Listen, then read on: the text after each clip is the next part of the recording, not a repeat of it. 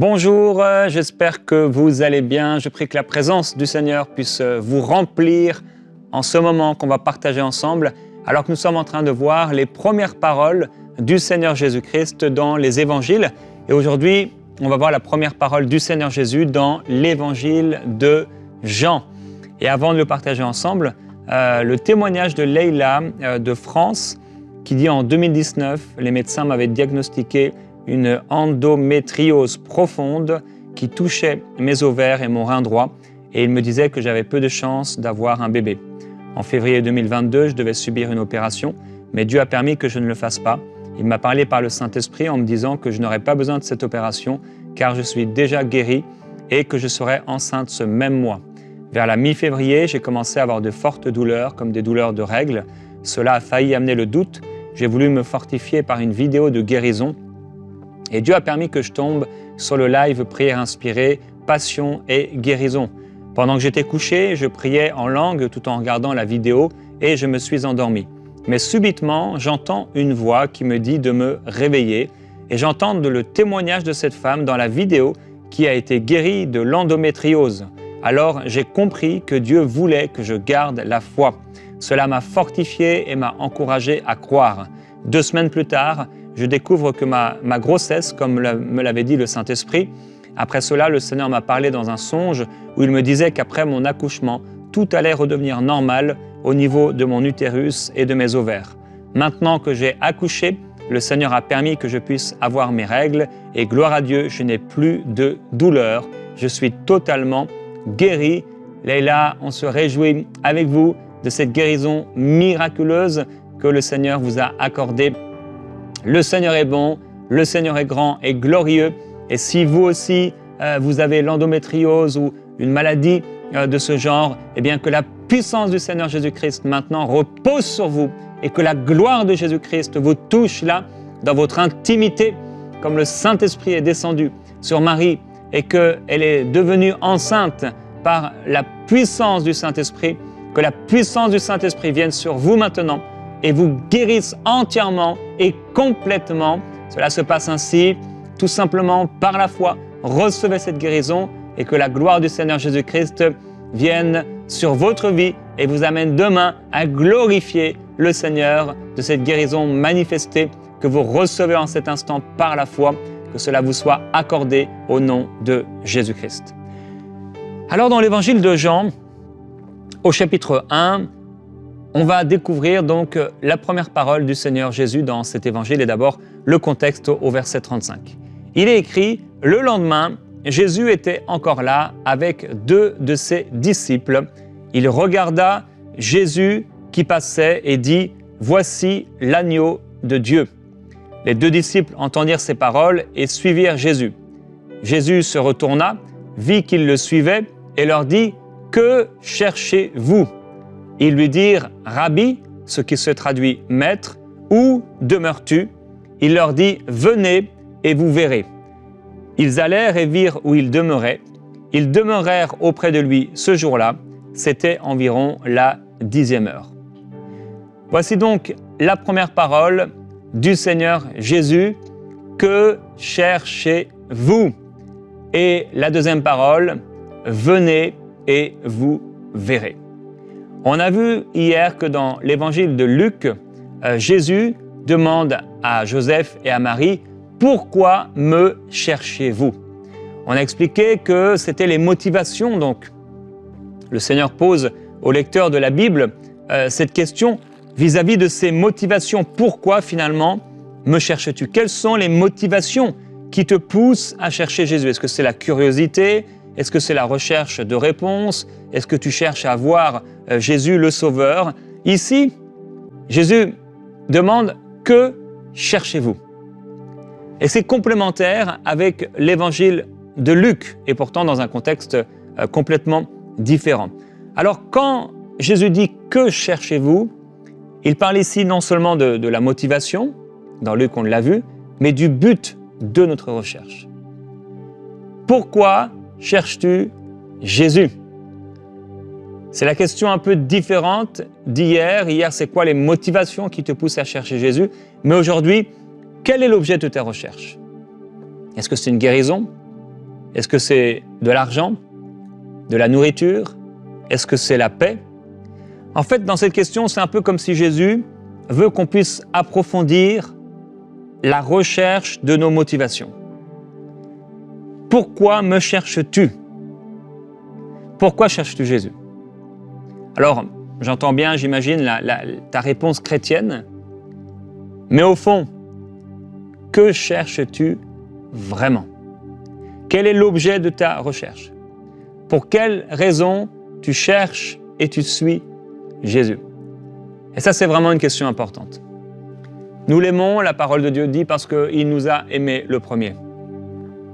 Et c'est important tout au long de notre marche avec le Seigneur qu'on puisse le rechercher et le désirer avec de bonnes motivations et avec un but qui est sain. Nous le cherchons parce que nous l'aimons, tout simplement. Nous le cherchons pour qui il est, parce qu'il s'est révélé à nous, parce qu'il s'est manifesté à nous. Que cherchez-vous? Alors, qu'est-ce que tu cherches en suivant Jésus? Est-ce que tu vas à l'église pour obtenir une réponse à une prière? Est-ce que tu es en train de prier en ce moment et depuis longtemps et l'objet de tes prières, c'est pour trouver un mari, une épouse, avoir un enfant?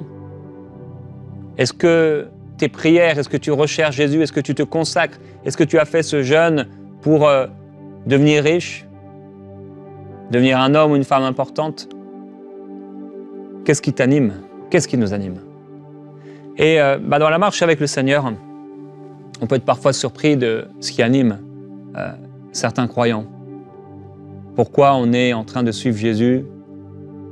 Pourquoi on est là? Qu'est-ce qu'on veut? Qu'est-ce qu'on recherche réellement? Vous savez, ça peut se voir assez facilement, par exemple, au but de notre venue au culte, le dimanche matin. Si on prend plus de temps à se préparer à l'extérieur qu'à l'intérieur, peut-être il y a quelque chose qui n'est pas équilibré. Peut-être aussi ça vient montrer que, en fait, notre objet, notre recherche, la recherche de notre cœur n'est pas sain, n'est pas la bonne chose. On devrait aller au culte pour adorer le Seigneur, pour entendre sa parole, bien sûr. La communion fraternelle est importante, mais ce que je désire, c'est le voir. Ce que je désire, c'est vivre un moment fort avec lui, c'est l'adorer, le découvrir. Et Jésus a dit que sa maison sera appelée une maison de prière. Qu'est-ce qu'on cherche? Est-ce qu'on cherche à lui obéir? Est-ce qu'on cherche sa volonté, comme on l'a vu hier? Jésus qui disait « Mais ne saviez-vous pas qu'il fallait que je m'occupe des affaires de mon Père ?» Jésus a dit que sa maison sera appelée une maison de prière.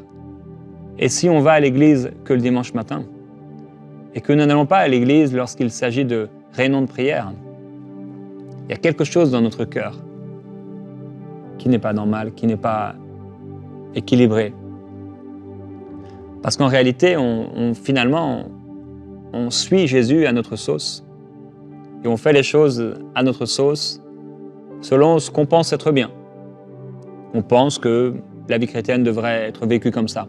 Mais Jésus dit que sa maison serait une maison de prière. Et Jésus nous appelle à la prière. Que cherchons-nous? Est-ce qu'on cherche notre propre volonté? Est-ce qu'on cherche l'exaucement de nos prières? Ou est-ce que vraiment le but de notre vie, le but de notre cœur, c'est accomplir la volonté de Dieu? Et donc, Jésus leur pose la question. On peut le voir à nouveau. Jean chapitre 1, verset 38. Il dit « Que cherchez-vous » Et là, regardez la réponse des disciples. Ils lui dirent « Rabbi », ce qui se traduit « maître », « Où demeures-tu » Et donc, c'est un peu particulier cette réponse.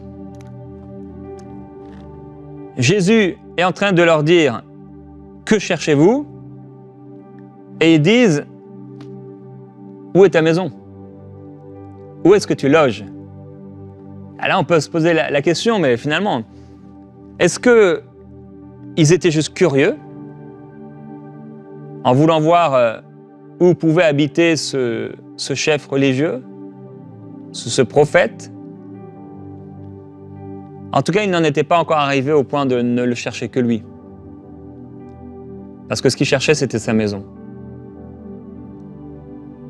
Et ça doit nous interpeller en nous disant, mais qu'est-ce qu'on cherche? Il y a des gens, vous savez, ils s'approchent de Jésus, ils vont à l'église parce qu'ils veulent juste aller à la maison céleste, au ciel. Ils s'approchent de Jésus parce qu'en fait, ils veulent juste être sauvés. Et une fois qu'ils sont sauvés, merci Seigneur, je suis sauvé. Et leur cœur n'est plus pour Jésus. Et peut-être ils peuvent continuer d'aller à l'église. Et tellement de chrétiens, partout dans le monde et dans la francophonie, vont à ce qu'on appelle l'église. Ils se déplacent pour aller à l'église et en fait, mais leur cœur est tourné vers eux, leurs besoins. Moi. Jésus dit non, il faut que je m'occupe des affaires de mon Père. Pourquoi on le cherche? Est-ce que c'est pour ce qu'il va nous donner? Ou est-ce que c'est pour qui il est? Est-ce que c'est pour ce qu'il va nous montrer? Ou c'est parce qu'on veut voir son cœur? On veut voir Jésus. Est-ce qu'il cherchait sa personne et son cœur? Ou est-ce qu'ils étaient simplement curieux de savoir un peu dans quelle atmosphère ils vivaient? Et vous savez, on juge beaucoup à l'apparence, nous les êtres humains, comme s'il fallait toujours nous rassurer du message et du ministère d'une personne en observant la façon dont il vit. C'est ce qui peut arriver dans le ministère. On a besoin d'être rassuré. Il y a un côté qui peut être normal, mais des fois il y a une curiosité qui n'est pas pure et qui n'est pas saine. Que cherchons-nous? En tout cas, quand Jésus leur pose la question « Que cherchez-vous ?» Eux, si on veut résumer la réponse, c'est « On cherche ta maison ». C'est vraiment spécial. Qu'est-ce qu'on cherche? Est-ce qu'on cherche de l'argent en venant à Jésus? Est-ce que c'est ça qu'on cherche? Est-ce que c'est ça le royaume de Dieu? On a vu cette semaine que le royaume de Dieu, ce n'est pas le manger et le boire. C'est tellement plus élevé que ça. Mon frère, ma sœur, si Jésus, si Dieu, si le Père prend soin des oiseaux en leur donnant la nourriture, il prendra soin de toi. Le Père prendra soin de toi. Aie confiance que le Père prendra soin de toi. Et il y a beaucoup à apprendre sur l'attitude et le cœur de Jésus dans ces simples mots. On voit que les disciples ne répondent pas vraiment à la question, ou alors, finalement, ils sont en train de montrer une certaine motivation, une curiosité, et pourtant, Jésus les invite. Waouh! Il aurait pu dire, mais vous cherchez ma maison? Mais non, vous ne savez pas qu'en fait, c'est moi que vous devez chercher. Comme cette femme samaritaine qui allait chercher de l'eau, mais il y avait une soif plus profonde en elle. En réalité, son cœur cherchait une eau vive. Son cœur cherchait Jésus sans le réaliser. C'est quoi l'objet de notre cœur? Jésus va les inviter. Et qu'est-ce qu'il leur dit? Venez et voyez, ou venez et vous verrez. Mais l'invitation de Jésus, dans ses premières paroles, c'est venez. Et ça nous montre beaucoup du cœur de Jésus, qui dit venez. Il répond à la requête de ces deux personnes qui veulent voir. En réalité, ils veulent voir un peu plus de Jésus. Certainement, ils veulent voir un peu plus de qui il est, parce qu'en voyant certainement là où il va vivre, on peut apprendre plus d'une personne. On veut bien sûr vivre la présence de Dieu, on veut vivre l'atmosphère du ciel, on peut remercier le Seigneur pour les anges, mais ce qu'on veut et ce qu'on désire, c'est le cœur de Jésus. C'est vivre sa présence, c'est le voir. Et il faut qu'on ait des temps de prière qui soient tournés simplement vers lui. Alors finalement, les disciples, suivent-ils Jésus ou suivent-ils Jésus comme un chemin, comme un pont qui les mène à la destination finale, le ciel? Parce qu'en fait, quand ils sont en train de suivre Jésus, en allant vers la maison de Jésus, ils ne sont pas en train de suivre Jésus, ils sont en train de suivre Jésus qui les amène à la maison. Est-ce que Jésus, pour nous, c'est un pont? Vous savez, un pont, on marche dessus. Jésus ne peut pas être qu'un pont. On ne marche pas sur Jésus pour aller au ciel. Ce n'est pas possible de marcher sur la croix pour aller au ciel. La finalité, c'est pas le ciel. La finalité, c'est pas d'être sauvé. Et merci Seigneur pour le salut. La finalité, c'est lui. La finalité, c'est qu'il remplisse tout en tous. La finalité, tout est à propos de lui. Oui, au commencement était la parole. Et la parole était avec Dieu. Et la parole était Dieu. Et il n'y a rien qui existe, qui a été fait sans la parole. Alors c'est spécial que l'évangile de Jean nous donne ça comme parole. Jésus, la première parole de Jésus, « Que cherchez-vous » Et que ce même évangile de Jean commence par ces paroles, en disant au commencement était la parole était avec Dieu, la parole était Dieu, elle était au commencement avec Dieu, tout a été fait par elle, et rien de ce qui a été fait n'a été fait sans elle. En elle était la vie, et la vie était la lumière des hommes. Quand Jésus dit « Que cherchez-vous » le lecteur tombe sur ce passage, puisque bien entendu, il y avait ici que 2 personnes qui l'ont entendu. Et ils ont pu à l'époque partager ce qu'ils avaient vécu avec Jésus ce jour-là à plusieurs dizaines, centaines, peut-être milliers de personnes. Mais l'extrême majorité des gens ont simplement lu, ouvert l'évangile de Jean et arrivé à cette première parole de Jésus, « Que cherchez-vous » Les versets d'avant nous ont parlé de la parole de Jésus. Ce qui est important, c'est Jésus. Tout est à propos de lui et tout doit être pour lui. Et donc, Jésus va les inviter dans son intimité la plus grande, dans sa maison. Et là, on apprend encore du caractère et du cœur du Seigneur pour nous. Jésus t'invite dans sa maison. C'est quelque chose d'aller dans la maison de quelqu'un. Là, tu rentres chez lui dans son intimité. Tu peux peut-être voir sa chambre qui est ouverte. Jésus t'invite dans sa maison. Et c'est beau de voir le Seigneur Jésus qui, quelle que soit peut-être la curiosité, ou il t'invite dans sa maison. Le Seigneur t'invite à t'approcher de lui, à te rapprocher de lui.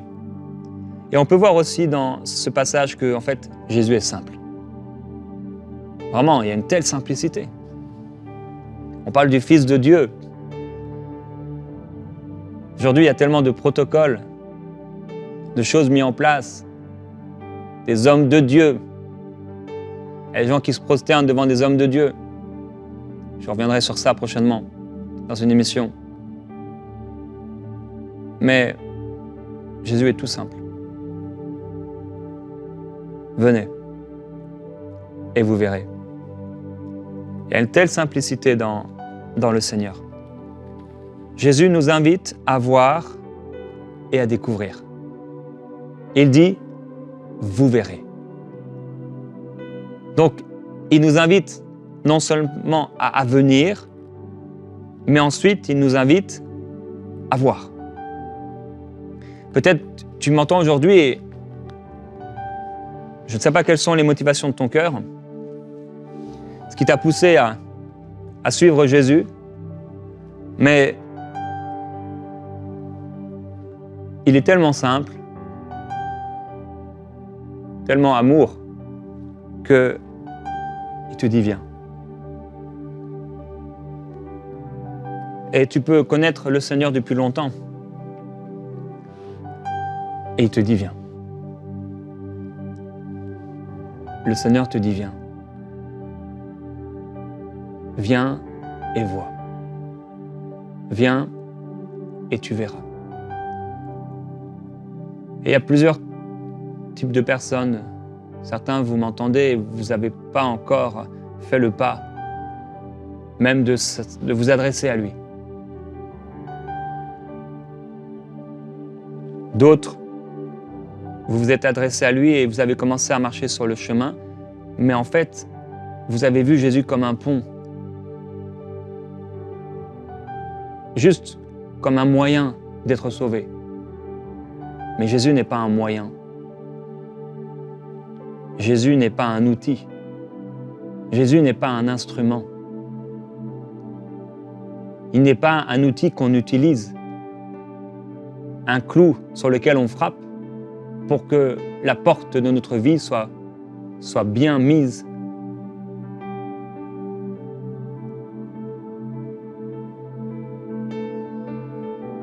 Le Seigneur veut plus pour toi. Jésus dit, venez et vous verrez. On veut voir le cœur du Seigneur. Seigneur Jésus-Christ, nous voulons te remercier ensemble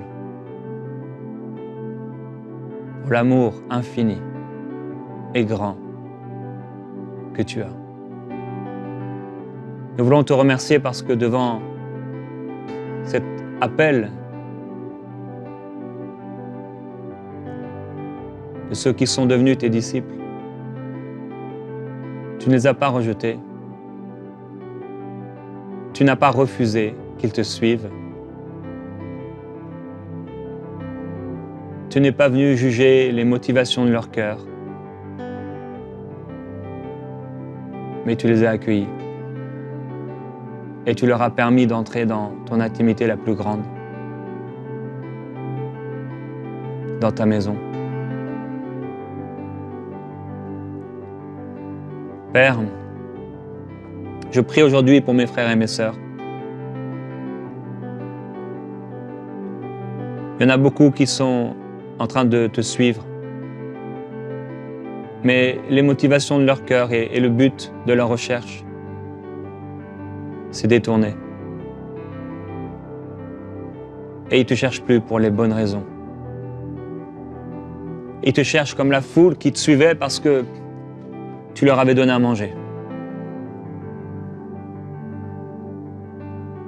Mais tu nous dis de ne pas travailler pour ce qui va périr, mais pour ce qui a vraiment de la valeur à tes yeux.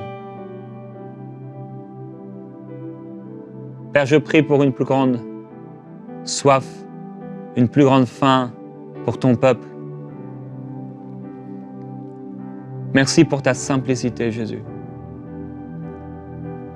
Merci parce que tu t'es révélé aux enfants. Et le royaume de Dieu est pour ceux qui leur ressemblent. Seigneur Jésus, nous t'adorons et nous te glorifions. Nous voulons vivre pour toi. Oui, dis-le au Seigneur, je veux vivre pour toi. Je veux vivre pour toi. Que ma vie soit pour toi. Sois l'objet de mes recherches. Sois le désir de mon cœur. Sois le centre, comme le disait ce chant. Sois le centre. Je veux faire de toi, je veux accepter que tu sois le centre. Je veux accepter que tu sois le premier. Je désire que tu sois le centre de mon cœur, le centre de ma vie.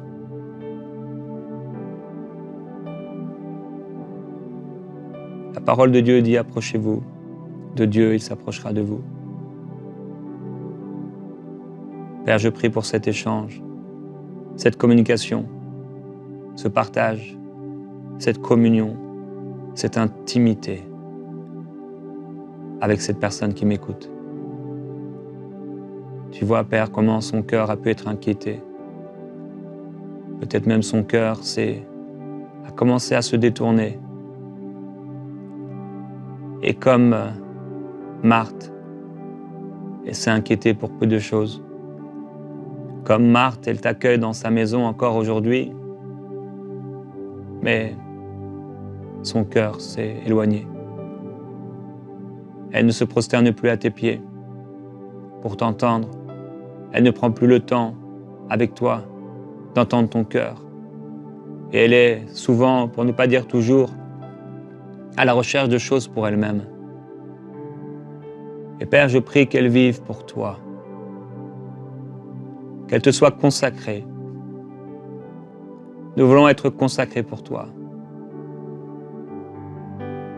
Merveilleux Jésus. Nous t'adorons, Seigneur.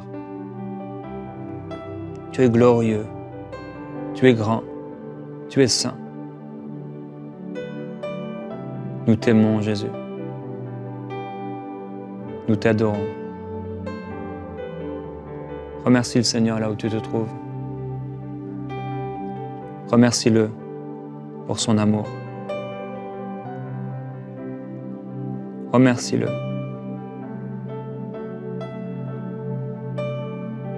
Seigneur, merci.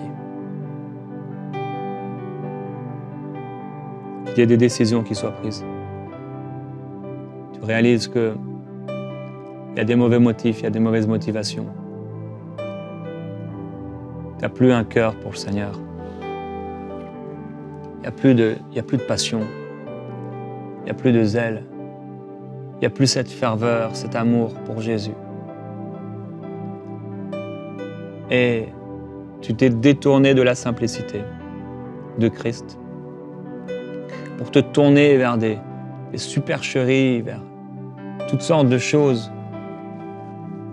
comme si Jésus n'était pas suffisant.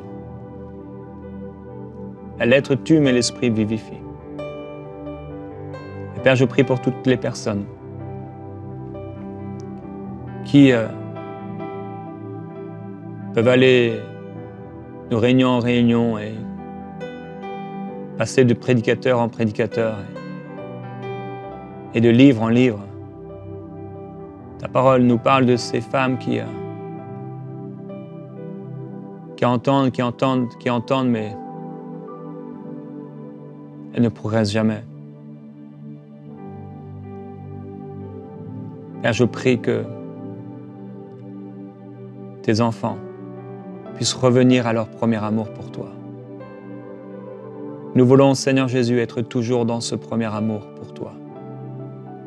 Nous voulons t'aimer et te rechercher, Seigneur Jésus-Christ. Que notre vie soit dirigée vers toi.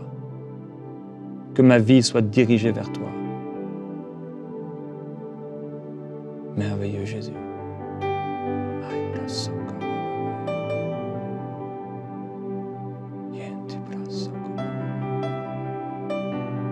Tu es saint, Seigneur. Tu es saint. Tu es saint.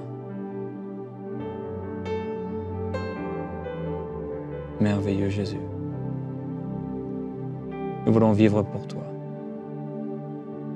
Nous voulons te voir. Nous voulons te toucher et être touchés par toi. Nous voulons ne faire qu'un avec toi. Seigneur Jésus-Christ, révèle-toi d'une façon nouvelle. Viens nous transporter dans une nouvelle intimité. Père, j'ai parlé de ce temps de transition et de cette nouvelle saison. Que ce soit une nouvelle saison, mon frère, ma sœur, où tu cherches Jésus.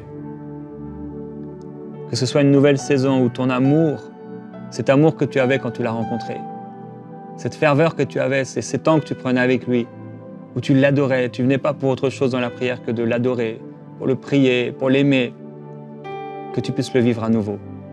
Et qu'il y ait une fraîcheur, une pluie de rafraîchissement dans ton intimité avec lui. Que cela soit ton partage. Il te dit, viens et vois. Viens et vois combien le Seigneur est bon. Et que ton cœur sera rassasié. Ton cœur sera heureux de le connaître, de le vivre, de le voir, de sa présence. Que le Seigneur te bénisse.